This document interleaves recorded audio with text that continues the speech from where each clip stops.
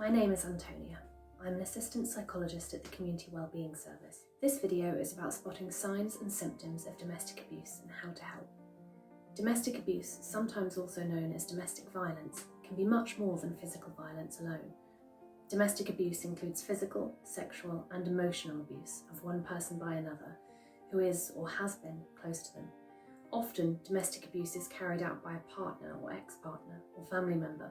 Domestic abuse might also include bullying, threats, name-calling and put-downs, and abusive messages or phone calls. There's often an element of attempts to control, such as not allowing the person to see family and friends or leave the house.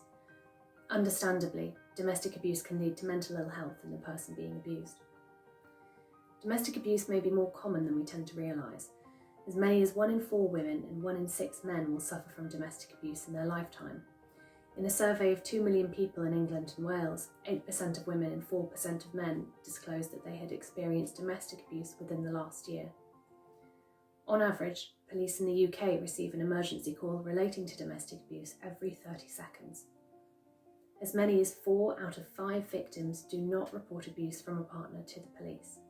Here on the island, the manager of victim support advised last year that 50 to 60% of their work in the community is relating to domestic violence. It is thought that violence in the home may be increasing globally due to the COVID-19 lockdown measures. Lack of social activities, financial pressures, and more time stuck in close proximity to one another may be contributing. People who may usually be able to leave the house more freely may be now confined to their home and receive no or less external contact and support, making them more vulnerable to domestic violence and abuse. Some people may now be facing domestic abuse for the first time in their lives. Though measures are gradually easing here on the island, people's day-to-day lives have been drastically altered, and those experiencing or at risk of domestic abuse may be facing increased anxiety about their safety in light of having to stay home. Some signs of domestic abuse may be more obvious than others. It may be you, a colleague or a client or patient who's experiencing domestic abuse. Signs to notice in the abuser include jealousy and possessiveness, perhaps being charming one moment and aggressive the next, and telling the abused person what they can wear, where they can go and who they can socialise with. Domestic abuse is about controlling someone's mind as well as their body, so as well as visible physical signs like cuts and bruises, signs to notice in the person being abused may include personality changes such as low self-esteem in someone who is previously confident, constantly checking in with their partner and being fearful of not pleasing them, and avoiding work or social occasions for no reason.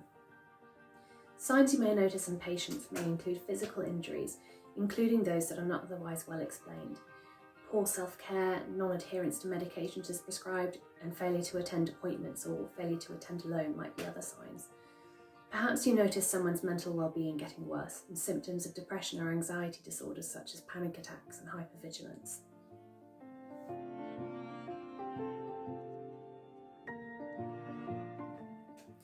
It can be difficult to know how to approach a person you suspect may be subject to abuse, whether that's a colleague you know well or a client or patient you've just met. This may be particularly difficult if you've only got brief interactions with the person, only have contact remotely in the current circumstances. First and foremost, if the person of concern is a vulnerable adult or child, consider and follow relevant safeguarding procedures.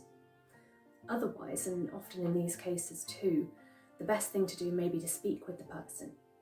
Just because someone presents with some of the signs doesn't mean they are definitely being abused. However, reaching out, offering support and providing information may empower someone who is being abused to reach out for help. The acronym ALERT may provide some guidance on how to go about this. ALERT. Approach the person. Consider doing this at a safe time and place that won't put either of you at risk. Express your concerns. Listen, non-judgmentally. Don't take it personally if they don't disclose everything to you. They may not feel safe already. Explain the information you have. Reinforce that there is help available. Then take time for you. Reflect and take time to look after yourself. ALERT. The most important thing to remember is that the person being abused is never the one at fault. Anyone can be abused regardless of gender, age, sexuality, disability, wealth.